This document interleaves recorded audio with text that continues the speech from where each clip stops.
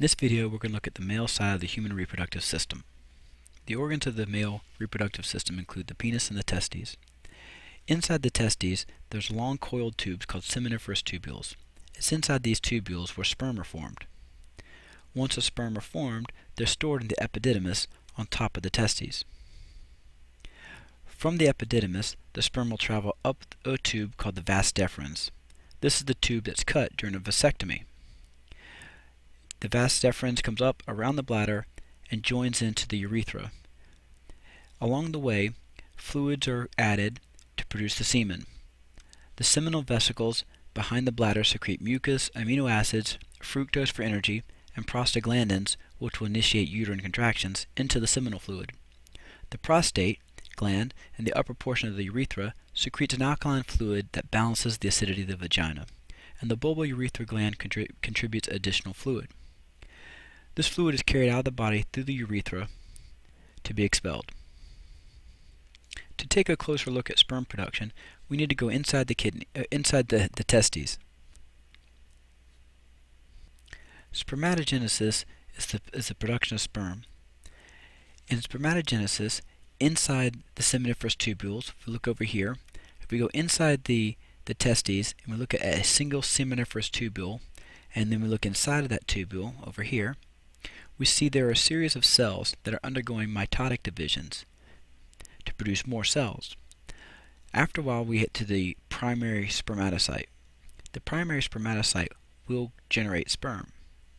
We know that sperm is a gamete, and gametes have to be haploid, but the primary spermatocyte is a diploid cell, so it must undergo the process of meiosis. Meiosis is 2 rounds of cellular division that results in 4 haploid cells that we call spermatids.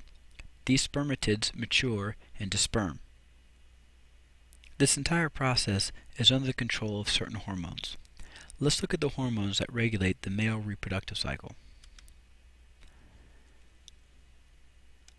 In the brain, in the hypothalamus, gonadotropin-releasing hormone is secreted. The gonadotropin-releasing hormone stimulates the pituitary gland to release LH and FSH. LH and FSH circulate in the blood and target cells inside the testes. FSH, or follicle-stimulating hormone, stimulates the sperm production in the testes. Luteinizing hormone, also produced by the pituitary gland, stimulates the output of testosterone by the testes. The testosterone produced by the interstitial cells inside the seminiferous tubules are necessary for sperm production, and they're also responsible for secondary sex traits.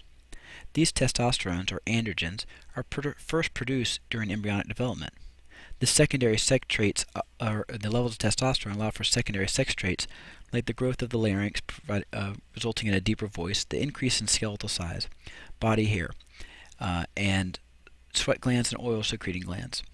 Secondary sex traits are characteristics associated with sex hormones but aren't directly involved in reproduction. In other animals, they include things like antlers or a lion's mane or the large plumage in birds. In humans, it results in facial hair, deepening of the voice, growth of muscles and bones. Let's watch this short animation showing the interaction of the hormones involved in the male reproductive system. Production of sperm, male sex hormones by the testes. The hypothalamus, the part of the brain just above the pituitary gland, controls hormone production under the influence of other parts of the brain. The hypothalamus produces a releasing hormone that regulates the secretion of follicle-stimulating hormone, FSH, and luteinizing hormone, LH, from the anterior pituitary. FSH stimulates sperm production by the testes. LH stimulates the testes to secrete androgens, male sex hormones. Testosterone is the most important androgen secreted by the testes. Androgens shape the development of the male reproductive system. They stimulate sperm production and trigger development of secondary sex characteristics such as beard growth. Negative feedback regulates the function of the male reproductive system. An increase in testosterone and other androgens inhibits the brain and pituitary, decreasing secretion of releasing hormone and LH. This in turn reduces androgen secretion. A drop in androgens allows the brain and pituitary to stimulate the testes, maintaining optimum androgen levels. So, if we recap, the hypothalamus produces GnRH, gonadotropin-releasing hormone, which stimulates the pituitary to release FSH and LH. FSH stimulates the testes to start producing sperm, and LH stimulates the testes to produce testosterone. That testosterone, in turn, allows for sperm production and also results in our secondary sex traits. There's a negative feedback loop here, however, where the levels of testosterone go up, it starts to inhibit the pituitary and the hypothalamus from releasing FSH and LH. Therefore, we get a drop in testosterone level. If testosterone levels drop, then we start releasing FSH and LH again, and so this system is self-regulating. So, what is it that you need to know?